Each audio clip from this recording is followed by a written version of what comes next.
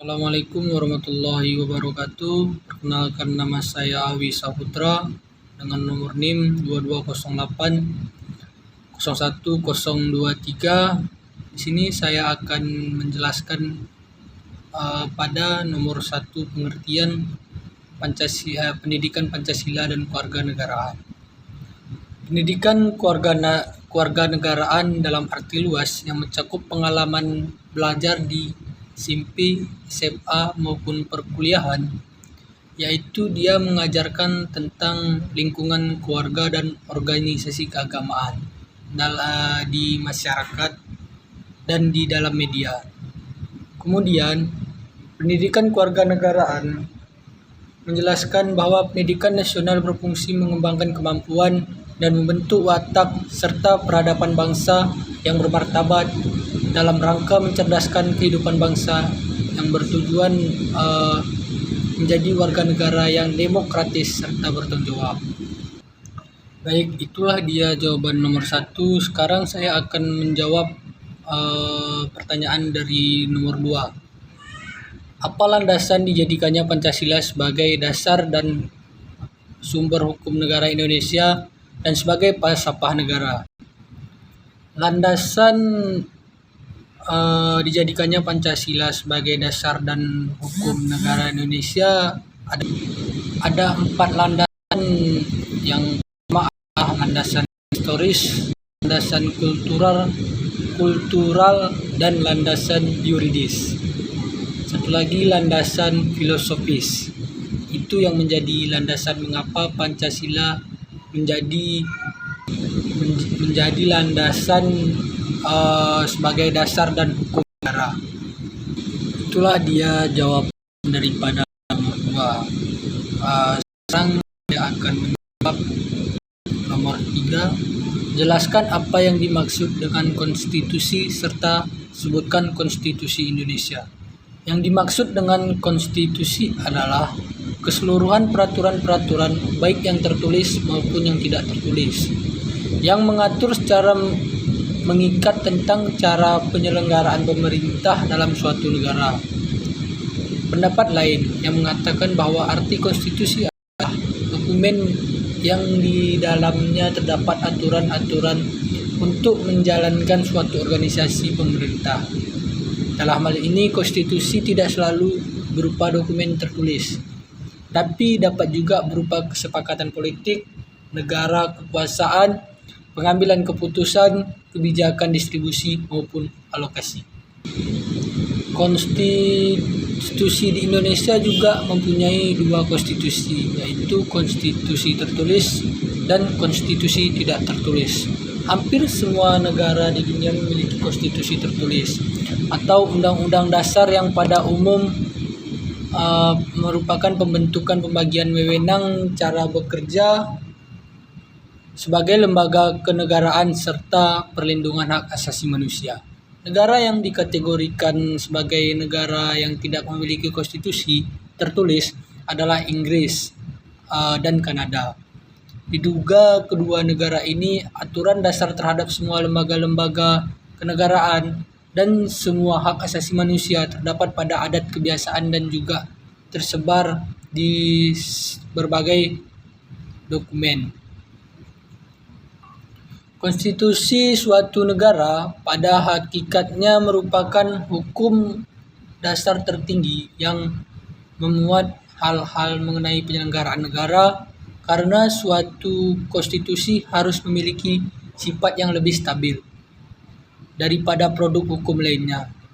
Terlebih lagi jika jiwa dan semangat pelaksanaan penyelenggaraan negara juga diatur dalam konstitusi, sehingga perubahan suatu konstitusi dapat membawa perubahan yang besar terhadap sistem penyelenggaraan negara.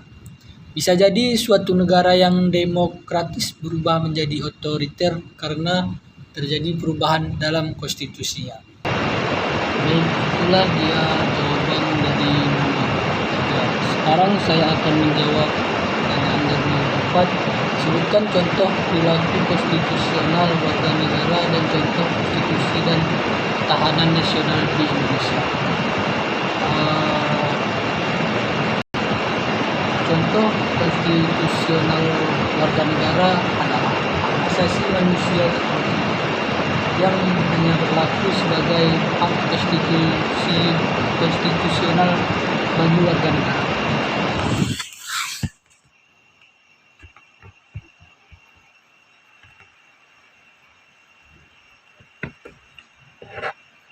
Dan bukan bagi setiap orang yang berada di Indonesia, misalnya mendapatkan pendidikan dan membela negara.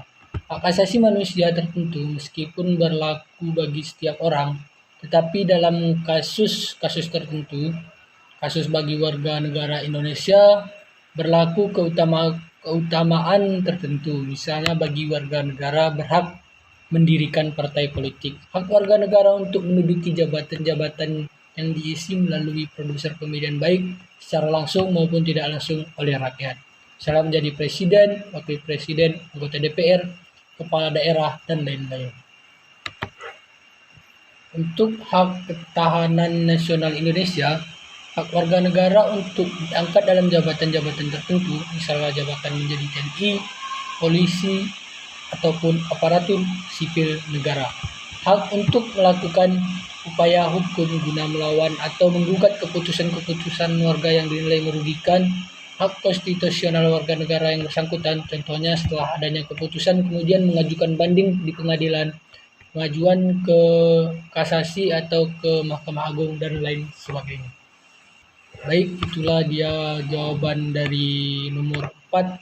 Ikut saya akan menjawab pertanyaan dari nomor 5. Pertanyaan dari nomor 5 adalah, sebutkan hak warga negara berdasarkan Pancasila dan Undang-Undang Dasar 1945 serta pasalnya.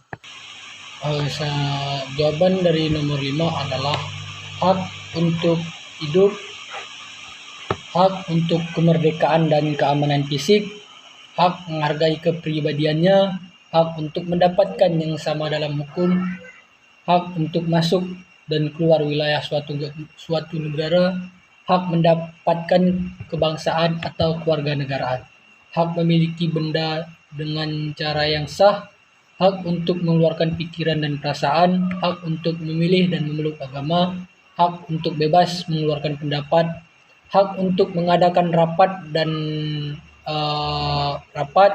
hak untuk mendapatkan jaminan sosial, hak untuk mendapatkan pekerjaan yang layak, hak untuk berdagang, hak untuk turut serta dalam gerakan kolaborasi dalam masyarakat masing-masing, hak untuk menikmati kesenian, hak untuk turut serta kemajuan atau keilmuan. Hak bagi negara Indonesia adalah dalam pasal 27 sampai dengan pasal 34 yang berbunyi tentang warga negara Indonesia harus menaati hukum dan pemerintahan, ikut serta dalam upaya pembelaan negara, menghormati HAM orang lain, tunduk pada undang-undang, ikut serta dalam usaha pertahanan dan keamanan. Dalam pasal 27 ayat 2 berbunyi, tiap warga negara berhak atas pekerjaan dan penghidupan yang layak bagi kemanusiaan. Pasal 28 yang berbunyi, setiap orang berhak untuk hidup serta berhak mempertahankan hidup dan kehidupannya. Pasal 28B bagian B ayat 1, warga negara berhak untuk membentuk keluarga melalui perkawinan yang sah, sedangkan pada ayat 2 berisi hak kelangsungan hidup yang berbunyi, setiap anak berhak atas kelangsungan hidup, tumbuh, dan berkembang. Pasal 28 memuat hak warga negara dalam 2 ayat. Ayat 1 berbunyi, setiap orang berhak mengembangkan diri dan melalui pemenuhan kebutuhan dasarnya, dan berhak mendapatkan pendidikan, pengetahuan, teknologi, seni budaya, demi meningkatkan kualitas hidupnya, demi kesejahteraan hidup manusia. Sedangkan ayat 2 berbunyi, setiap orang berhak memajukan dirinya dalam memperjuangkan haknya secara kolektif untuk membangun masyarakat, bangsa, dan negaranya. Itulah dia pasal-pasal hak dan kewajiban warga negara Indonesia.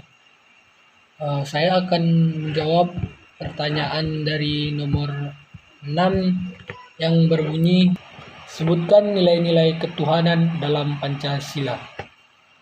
Nilai-nilai ketuhanan dalam Pancasila adalah nilai-nilai ketuhanan dalam Pancasila adalah nilai ketuhanan yang Maha Esa, mengandung arti adanya pengakuan dan keyakinan bangsa terhadap adanya Tuhan sebagai pencipta alam semesta. Dengan nilai ini menyatakan bangsa Indonesia merupakan bangsa yang religius, bukan bangsa yang ateis.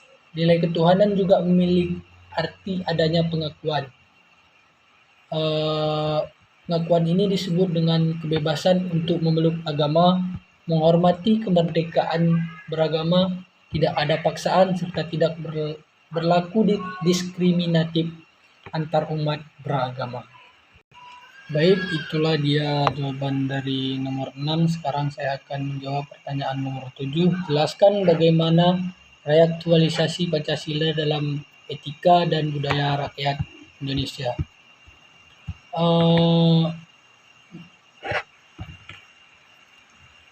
Reaktualisasi Pancasila dalam etika dan budaya rakyat Indonesia merupakan mewujudkan cita-cita reformasi dan pelaksanaan nilai-nilai kehidupan masyarakat berbangsa dan bernegara secara konsekuen, memerlukan kesadaran dan komitmen seluruh warga masyarakat untuk memantapkan persatuan dan kesatuan nasional. Bangsa Indonesia memiliki modal yang besar untuk memelihara kemajemukan tersebut. Modal kemajemukan bangsa Indonesia adalah Pancasila, Undang-Undang Dasar Negara Republik Indonesia tahun 1945, Bhinneka Tunggal Ika, dan ketetapan MPR. Pemahaman secara komprehensif bangsa Indonesia terhadap modal kemajemukan tersebut merupakan keharusan dan kebutuhan. Baik, terima kasih. Itulah jawaban dari 7 soal tersebut. Assalamualaikum warahmatullahi wabarakatuh.